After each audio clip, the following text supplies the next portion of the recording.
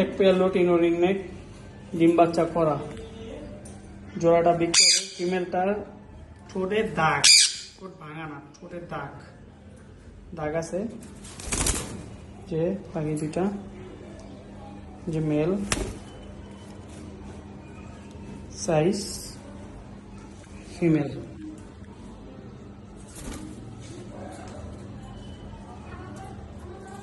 জোড়াটা যদি কারো লাগে ফোন নম্বর দেওয়া রাখবো, ফোন নম্বরে যোগাযোগ করবেন। ফিমেলটার ছোটে দাগ আছে,